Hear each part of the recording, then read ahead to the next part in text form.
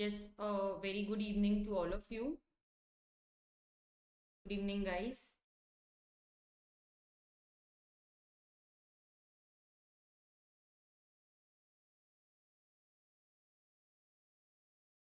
Great to see that you have joined, considering that today is a festival in many states. All right. I think good evening, Ovia.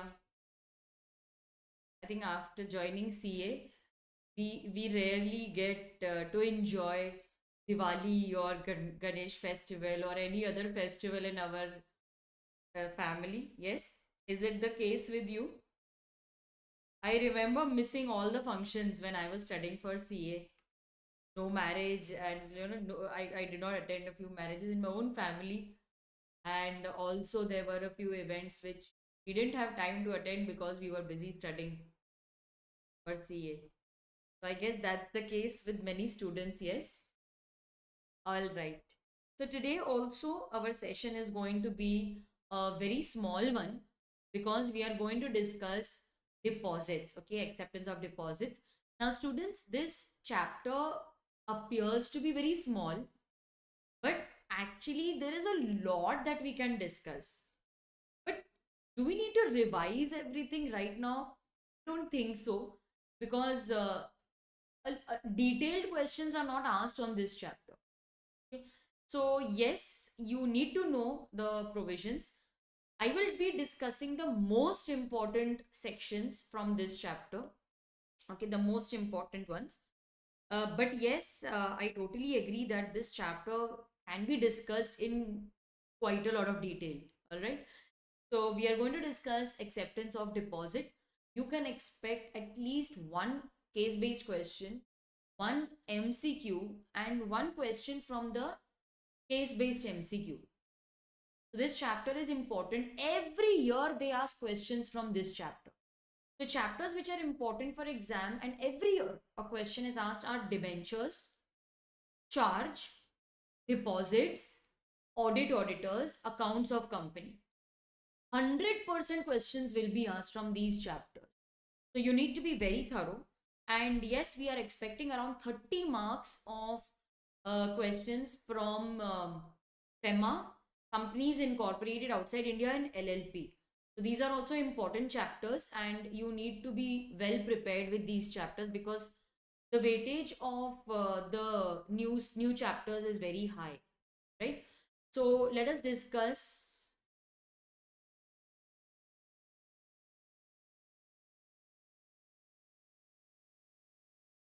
So let us discuss and finish it off in half an hour's time. That is my target today. Let's see if we can manage. Now, what exactly is the meaning of deposit? Now, to put it very simply, as an individual, you may have heard that your parents have fixed deposits in the bank. Yes. So what happens? You park your excess income in the bank in the form of fixed deposit. You get interest on that deposit. It is definitely higher than the bank interest.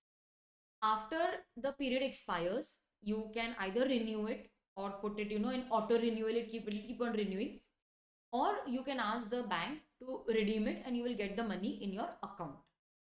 Similarly, the company also accepts deposits from the public. The company has so many ways of raising finance. They can go to the public, they can offer shares, they can raise it through debentures, they can go to the public for deposits. Now, just like an individual keeps deposits in the bank, the company will give you a rate of interest which is higher than the bank. Okay, so this is a lucrative option for people who want to earn slightly higher rate of interest than the bank FD interest. So just like how we put money in the bank FD, similarly instead of giving it to the bank, we give it to the company. So deposit means, and it includes any money which is received by the company. So generally, it is a way of acquiring funds by the company from the members of the public in the form of loan, or you may call it any fancy name, but that is covered under deposits. The definition of deposit, students, if you notice, it is an inclusive definition. Inclusive means it includes any receipt of money. Okay, so what are the keywords? Good evening, Pranav. Good evening. So, what are the keywords that you will, highlight in the definition? In fact, the definition has to be memorized as it is, but how to learn it, how to divide it into small parts. So, deposit includes, it's an inclusive definition. It includes any receipt of money by way of deposit, loan, any other form by a company. Okay, so, how will you divide the definition and learn? Deposit includes, it's an inclusive definition. Any receipt of money, the word any shows that we are only giving you examples. Deposit, loan, any other form, these are just examples, but it may include anything which is accepted by the company. Okay, it is a receipt of money by whatever name call. You may call it deposit, you may call it loan, or any other form by a company. So, ma'am, will the deposits accepted by the bank be included here? No. They are very clear. Any receipt of money by way of deposit, loan, or any other form accepted by a company. So, they are very clear that these provisions which we are studying apply only when the money is received by the company. Okay, so that is something which you need to be aware of, but it does not include. Now, students, please note that if a question is asked from this chapter, 90% of the times it is from this. Deposits do not include. Okay, mostly questions are asked from this part only. Deposits do not include. Now, this is prescribed in Rule 2. Okay, so you need to memorize Rule Companies Acceptance of Deposit Rules 2014. So, Rule 2 of Companies Acceptance of Deposit Rules 2014. Now, I have divided this into 4 parts. Now, this is not exactly how it is given in the act, but this is I have done this for easy learning. Okay. So these are monies accepted from institutions, money accepted from persons, from various instruments. Okay, we have issued various instruments, and money accepted during the course of business. This is not the complete list. Complete list you may find it in the module or even in my textbook, but these are the important ones on which questions are generally asked in the exam. Okay, so let us go through them one by one. Any money that you have accepted from institutions like government, maybe central or state government, local authority, or any source whose payment is guaranteed by the government. You have accepted money from the foreign government, banks, institutions subject to the FEMA rules, loan from banks, public financial institutions, and any other company. This includes intercompany deposits, intercompany loans. This will not be included in the term deposit, and hence the provisions shall not apply. Now, why? We know that this is excluded. This simply needs to be learned. Okay, we just need to learn this. But why is this not considered as deposit? So there are various reasons. We do not want to restrict. See, there is a restriction on the acceptance of deposits from members, public, etc. And these restrictions, I have got them printed over here. So these are the restrictions. Yes. So there is a restriction on the acceptance of deposits from the members as well as the public. We don't want to impose these restrictions on the money accepted from public financial institutions, foreign government. In fact, we invite foreign governments to invest in our country. We want their investment for our growth, development. You cannot restrict the company from accepting loans from the bank. You cannot say, no, no, no, everything is exhausted. I cannot allow you to accept loans. Hi, Manikandan, how are you?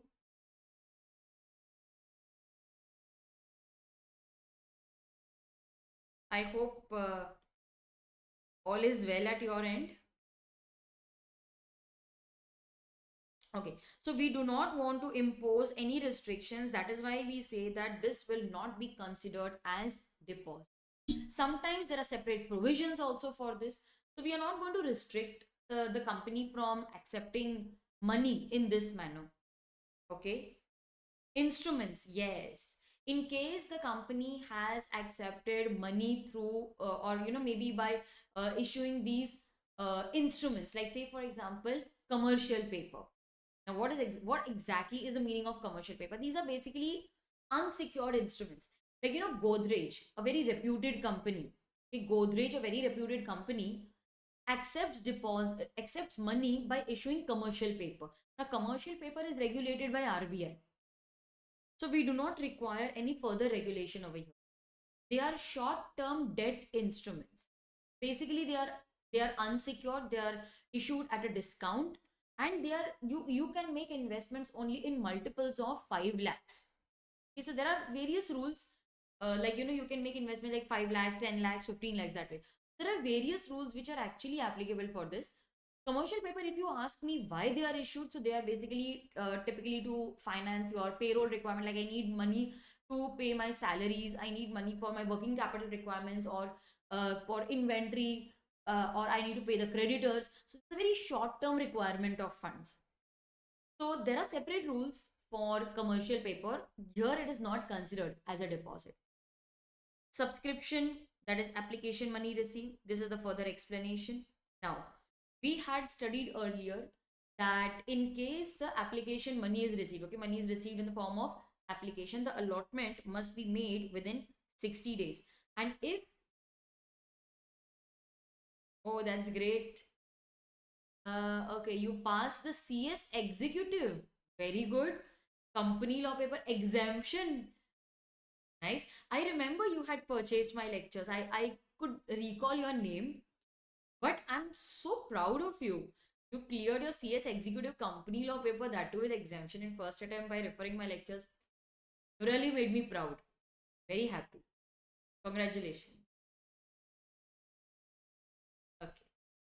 So, if the securities are not allotted within 60 days, we had discussed that if the securities are not allotted, then you have to refund the money within 15 days. Otherwise, you'll have to pay it along with interest at the rate of 15% per annum. Now, imagine the company has not allotted the shares within 60 days, and they are not even refunding within 15 days. That money is still with the company. If that money is still with the company, then that will be treated as deposit. Okay, so if that money is not refunded with the company only, then that will be considered as deposit. Am I clear? Bonds, debentures, compulsory convertible debentures. Yes, so bonds, debentures in our country, bonds and debentures, they mean the same. Yes. So, so bonds, debentures, yes, they mean the same. So now, are you preparing for CA also? Just concentrating on CS? All right. Continuing our discussion, it's very nice, no, to interact with students who have done so well after watching my lecture. So really feels very satisfying actually. Okay. So bonds, debentures, yes, bonds or debentures or compulsory convertible debentures, which are secured by the first charge or charge ranking pari passu with first charge. Ranking pari passu means on similar thing. Okay, on similar thing. Now, what is the meaning of first charge? See, debentures are generally secured. So let's say, for example, the company gave them machinery 1. Okay, machinery 1 as security. Now, in case the company fails to redeem the debenture holders will sell this security and they will recover their money. First charge, it means that when the security is sold, you, because you have the first charge, you will be given the first priority. Your loan will be repaid first. That is the meaning of first charge. So if your bonds, debentures, compulsory convertible debentures are secured by first charge or any other charge ranking pari passu, which is very similar to the first charge, then it will not be considered as a deposit. CCDs should be converted into shares within 10 years. So I have written the important points on which a question can be asked in the exam, that CCDs, that is compulsory convertible debentures, they should be converted into deposits within 6 months, within 10 years. The market value of these assets or the amount of should be more than the amount of bonds or debenture. It means that the debentures or bonds must be fully secured. Okay, what will you write? That these bonds or deposits, they must be fully secured. So if you have my chart book, go on writing, because I think all this will help you a lot while revising. Yes, it will help you a lot during revision. Then we have non-convertible debentures which are unsecured listed. Now please highlight the keywords non-convertible debentures. Okay, that is one or A, which are unsecured, okay, and they are listed on the stock exchange.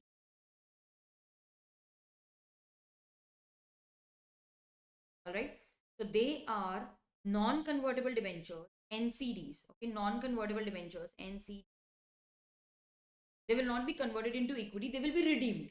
Non-convertible debentures, they are also unsecured, but they are listed on the stock exchange. They will not be considered as deposits. Please highlight this as very important for case based question. Okay, case based question. This can also be asked as a case based question. So generally questions are asked wherein they will give you sub questions. Okay, they will say, they will write A, B, C, or small 1, 2, 3. So this can be asked as a case based question. Any amount received, yeah, this is very important. The entire part of persons, the entire part of persons can be asked as a case based question. Any amount received from the employees which is less than the annual salary. This amount is received in the nature of non-interest bearing security deposit. So what are the keywords over here? You have received the amount from employees. It is less than, okay, less than the annual salary of that employee, and the amount received is in the nature of non-interest bearing deposit. Now, sometimes it may be the terms of employment. Okay, due to the terms of employment, you may receive certain amount from employees. Now, if you have received that amount from employee, it must be less than his annual salary. So, if annual salary is 50 lakh rupees, the amount of deposits which you have received should be less than that, and it must be in the nature of non-interest bearing security deposit. Okay, non-interest bearing means that on that amount he is not going to get interest. If that is the case, then it is not considered as a deposit. But if he is getting interest, then that will be considered as a deposit. Any money received from the directors and relatives of directors in case of a private company. Any amount received from the director of a public company. You can also, there's a chart actually which I have prepared. I think here we should also write director of public company. Director of public company. Now, in case of a private company, I have made this note for you because I feel that this is very important for exam. It can be asked as a case based question. It has been asked in the past also, and in case a question is asked frequently, questions are asked from this particular note, so it is important for exam. If you are a private company, okay, you can accept deposits from directors and even their relatives.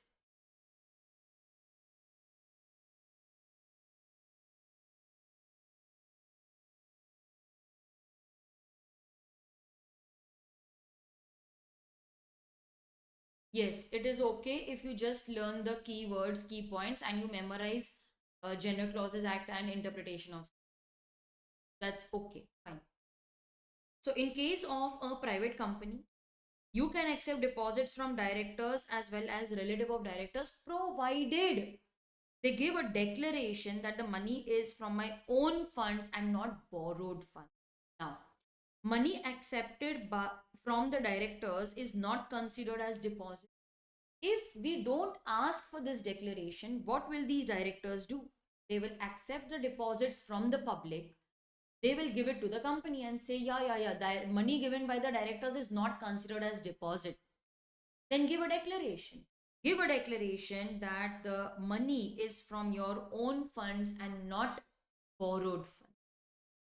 In case of a public company, any money which is given by the directors is not considered as deposit. Here, relative is not allowed. Money received from the relative of directors will be considered as a deposit. You need to give a declaration that the money is out of your own funds and not borrowed funds. So this chart will help you to understand the difference, and it will also help you to answer any kind of theory question or a case based question if it is.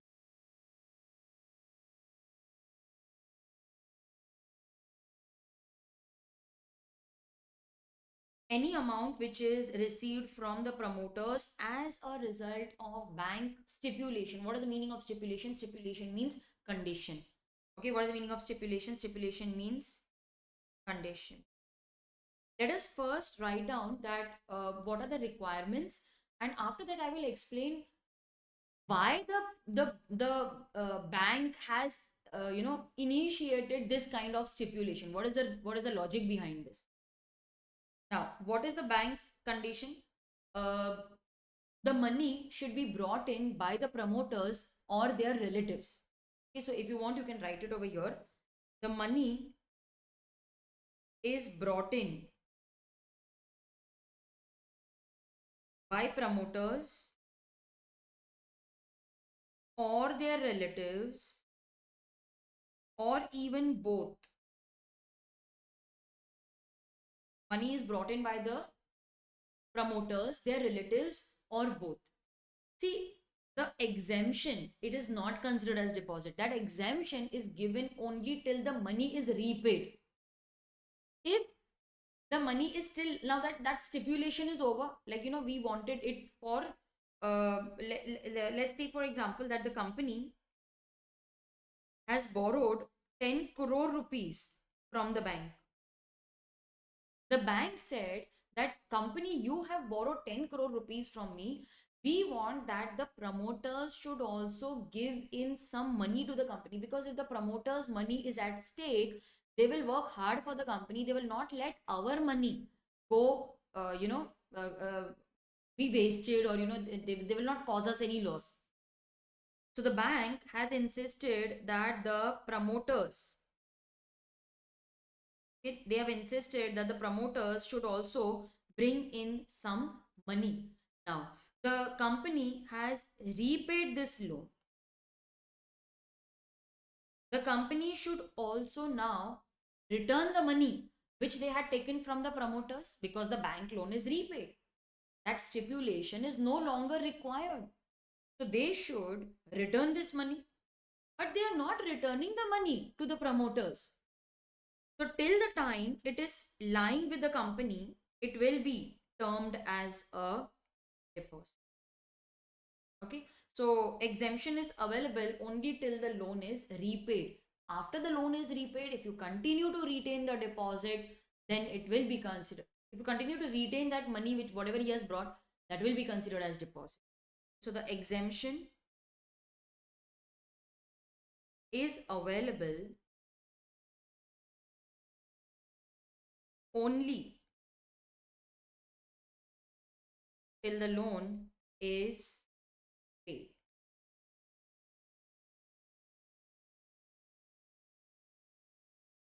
Non-interest bearing amount which is brought in as trust, not important. This is important for case based questions. Trade advances which are brought for supply of goods, provided the advance is appropriated against the goods within 365 days of acceptance. So any advance which you have received against the goods which you are going to supply, that advance will not be considered as deposit, provided you deliver the goods within 365 days of acceptance of the amount. Acceptance of advance also you can write. So you have agreed to supply the goods, but you want advance. You have received the advance, but that advance is going to be adjusted. Now let's say for example the goods were worth 10 lakhs. The advance which we have received is 2 lakhs. So 10 lakh minus 2 lakh, now I need to recover only 8 lakhs. The goods should also be delivered within 365 days of receiving that advance. This is important for case based question. Now, see, if you are a I'm not ready. We'll discuss it.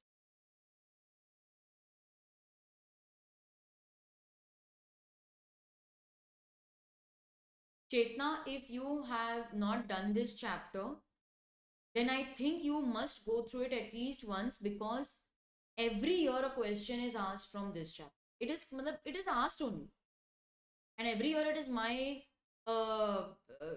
prediction that question will be asked. At least go through the important provisions so you have a basic idea.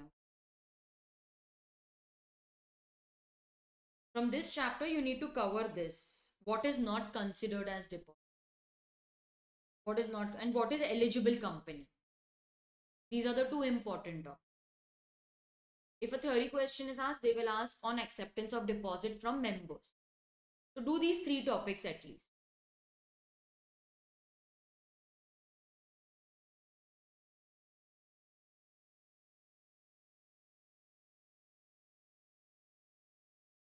So now, if you are a private company, right, I'll write it over here.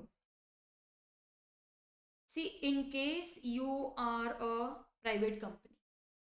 Now, a private company cannot go to the public, and we are talking about public deposits. A private company can accept deposits from members only. A private company can accept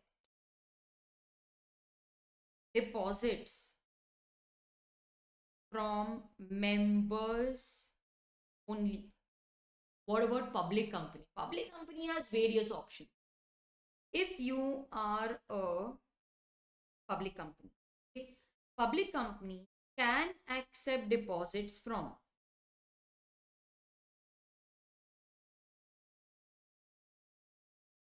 members as well as public. Yeah, we impose certain restrictions, but subject to those restrictions, you can accept deposits either from the members or public. Now, when we will study public company, you will realize that there are eligible public companies and ineligible. Eligible public companies and ineligible.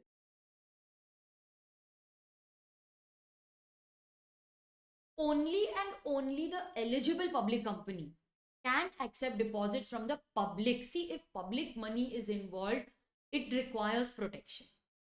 So, only and only eligible public company. We are going to discuss this in section 76. Only and only eligible public company can accept deposits from the public. As far as members are concerned. Okay, members तो क्या अपने ही है. So, eligible public companies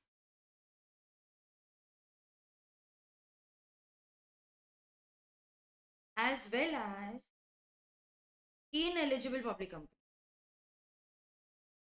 both can accept deposit from members. Is it clear? So you may be an eligible or an ineligible public company. Both can accept deposits from the.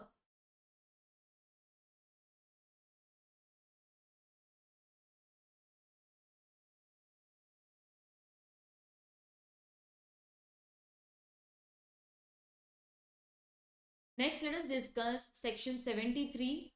That is, in case the company wants to accept deposits from the members, then what is the procedure? There is prohibition on acceptance of deposits from the public. Only and only eligible public companies can accept deposits from the public. So there are restrictions. There are restrictions. But there are no restrictions on acceptance of deposits from the members. Yes, there is a restriction in the sense that they have prescribed the maximum amount that you can accept. But there is no restriction that you cannot go to the members. In case we want to accept deposits from the public, then the provisions are given in section 73. Simply pass an ordinary resolution in the general meeting. Simply pass an ordinary resolution in the general meeting in case you want to accept it. Now, you will have to issue a circular mentioning the financial position of the company, the credit rating obtained, the number of depositors. These are the existing depositors. Now we are informing the public, we are informing the members that listen, this is the financial position of the company. We are in the position to repay your deposits. So please trust us. This is the credit rating obtained. Now, credit rating is the risk that is involved in investing in the company. So there are various ratings and there are various agencies like CARE, CRISIL. So you can go S&P, that is Standards and Poor. So you can go and obtain a credit rating from them. That will give you an idea about how risky the investment is. The circular will also mention the number of existing deposits. All that information will be mentioned in the circular, and that circular you can write down. It will be in form DPT1. DPT means it is a form relating to deposits. DPT1. Then we will also create a deposit repayment reserve, that is DRR. We had debenture redemption reserve, but we will also create a deposit redemption reserve. The main purpose is to keep some money aside for repayment of deposit. Now this will be kept in a separate bank account with a scheduled bank. Okay, the money will be kept in a separate bank account with a scheduled bank. Now you need to deposit the money on or before 30th April of each year. Okay, so you can write, you need to deposit money on or before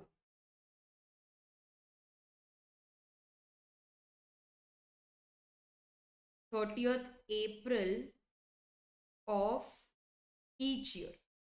So every year I will have to deposit at least 20% of the deposits which are maturing during the following year. So at least 20%. So at least 20% of deposits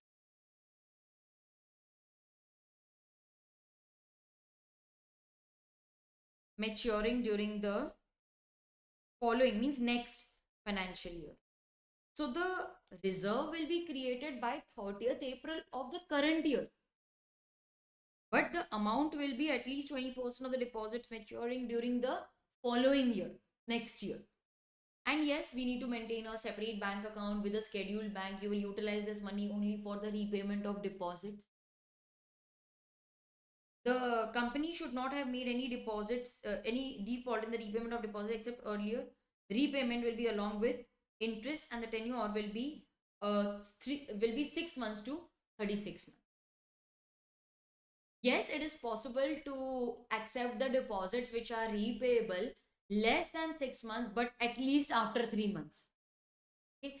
Yes, it is possible to meet the short term requirements of the company. Okay, if I want to meet a very short term requirement, so I can accept less than 3 months, so less than 6 months, but at least repayable at least within 3 months.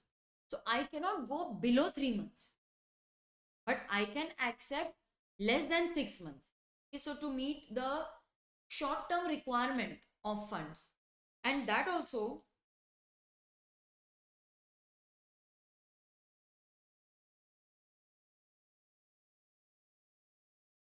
oh, this is the first requirement. Okay, so this is the first requirement, that is to meet the short term requirements of money. I can accept the deposits which are repayable at least after 3 months, but can be less than 3 months. The deposits should be less than, okay, the deposit should be less than 10% of the paid up share capital plus free reserves plus securities. So these are the two requirements. This you need to memorize. One is the money should be for short term requirement, and the second is that the deposit should be less than 10% of the paid up share capital, free reserves and securities premium. Clear?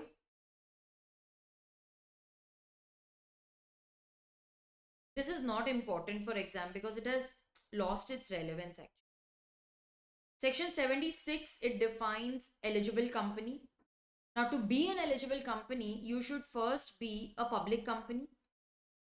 Your net worth should be more than 100 crores, turnover more than 500 crores. With prior approval of the company, that is members in the by passing a special resolution in the general meeting, you can accept deposits from the public. So these are eligible public companies. The first eligibility is that you need to be a public company. Second is that you must fulfill this criteria. If you don't fulfill this criteria, then you will be considered as an ineligible public company. You will be considered as ineligible. There are various points which is not, it is not possible for me to go into detail. That's this. I have a small note prepared for you so that it is easy for you to recall the concepts during exam. If you are a public company and you are an eligible public company, okay, then you can accept deposits from the public, but it should be less than 25% of the paid up share capital plus free reserves plus securities premium. Members, you can accept 10% of the paid up share capital, free reserves and securities premium. Total, it is 35% of the paid up share capital, free reserves and securities premium. If you are an eligible but government company, you can accept 35% of the paid up share capital, free reserves and securities premium. This is an overall limit. There is no bifurcation into members and public. Okay? But in case of eligible public company, which is a non-government company, you cannot exceed 25% of the paid up share capital, free reserves and securities premium if you are going to the public. Members is maximum 10%. But government company, if you're an eligible government company, then 35% can be utilized anyhow you want.